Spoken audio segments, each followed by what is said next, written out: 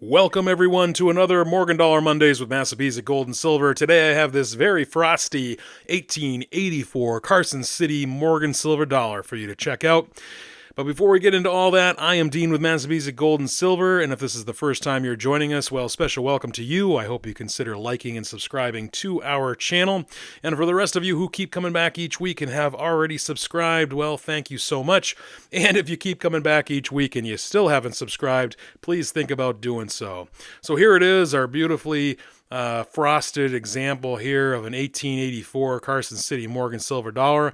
This is a legacy coin. That's what the L stands for here on the CACG holder. What does that mean? Well, this coin was either in a NGC holder or a PCGS holder, and it was stickered by CAC. Got the green bean, and of course, whoever had it after that decided, hey, I want to send this coin off to CACG and have it put into one of their new holders, and then to mark that this was a former CAC green beaned coin, they add the L. So, as you can see here, as I'm just kind of turning it here in the light, this is a really nice example of an 84cc. These are great coins. As Bowers states, they exist in numismatic abundance. These are really easily to find out there. It's really easy to cherry pick these as well. I was looking for an upgrade. So I saw this coin and I really appreciated the frostiness of this coin. Despite the fact you can see here, the fields are relatively open. Unfortunately, the cheek does have a lot of contact marks. Again, I'm kind of using my loop here to show you a close-up of the surfaces of the coin. Obviously you're going to see a lot. You can see the die cracks here and in the legends. Just running across, which is really nice. And that's why I really use the loop. I'm not using the loop to show the grade of this coin. I'm just showing you the surface of the coin. You can see the frostiness here that exists right by the ear, and particularly on this coin, you can see that frosty luster. Yes, you can see the contact marks as well. Virtually all of these 1884 Carson Cities were struck and then stored. So these went right into bags and right into vaults. It is very, very, very rare to find a worn 84cc because of that. Let's talk strike on these. The strike is usually really nice on these 84cc's. You can see here that this coin does have a nice strike, especially in the center of the coin. You can see the breast feathers are easily identifiable. Again, you can see on the reverse here that the contact marks are there. Whoops, let's get a little moisture there on the container. Let me wipe that off. So you can see here, there's contact marks, but you can see that the overall strike of this coin is strong. Bowers and Wayne Miller discuss the luster, and as Wayne Miller wrote, the luster of these can be really deeply frosty. I wouldn't consider this deeply frosty, but it's definitely frosty.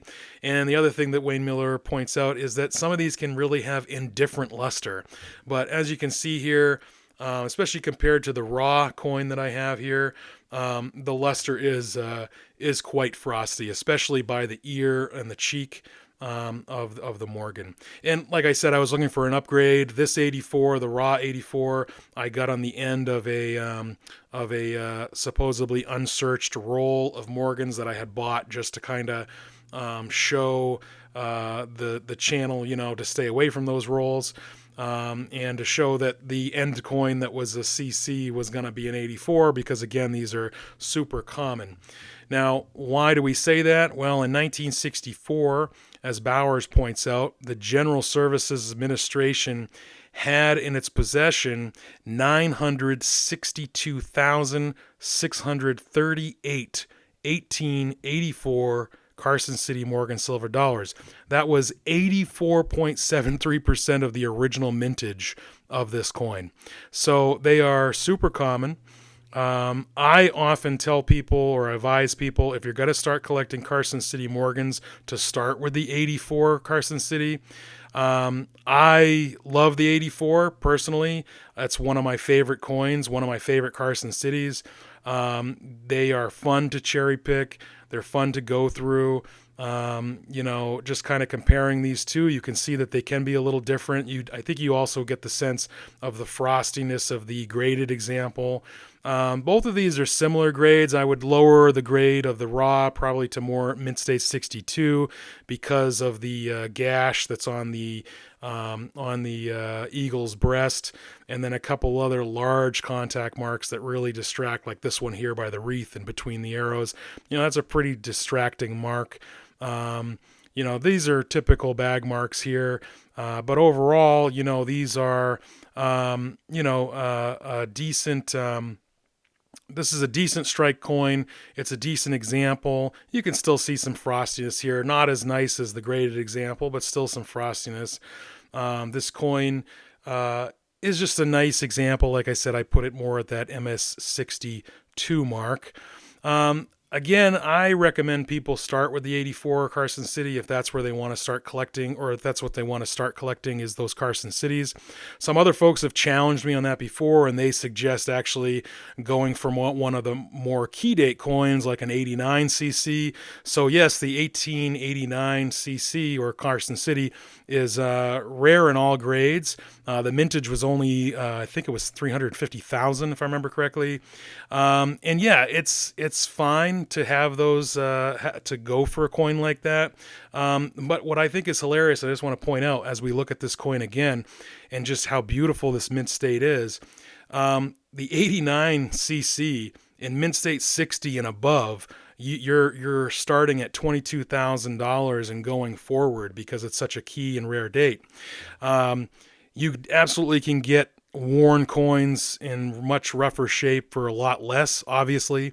But the reason why I'm pointing that out is because in the mint state grades, as Wayne Miller and Bowers point out, they are usually average in strike at best, and they're often below average. So here we have this beautiful Mint State 63 coin that has a beautiful strike, has wonderfully frosted luster, and yes, it has some bag marks, which brings it down to that Mint State 63, but still it's a beautiful coin.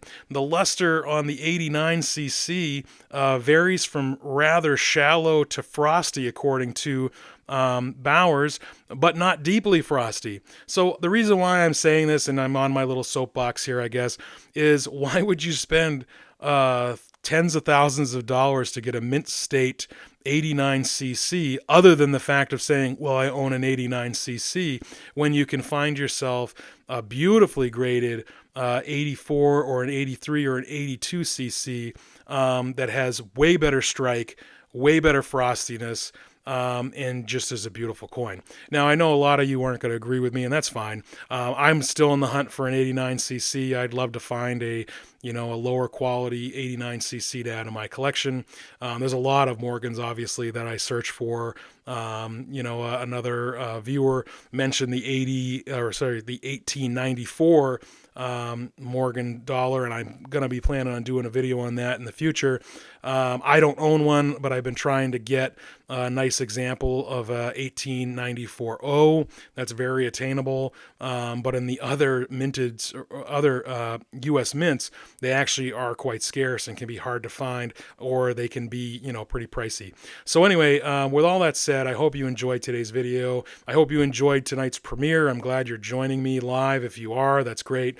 If you're watching it, afterward, that's fantastic as well. I just wanted to take the opportunity to thank you all for joining me for Morgan Dollar Mondays to discuss, the great mint of Carson City. It's a fantastic place. And I also wanted to add one little history thing. In 1884, it was the birth year of the Louisville Slugger. So for all you baseball fans out there, for the baseball bat, that was something that happened in 84. So for you history buffs, it was also, actually, that's the other thing I should point out, it was also the same year that Grover Cleveland was won the presidency.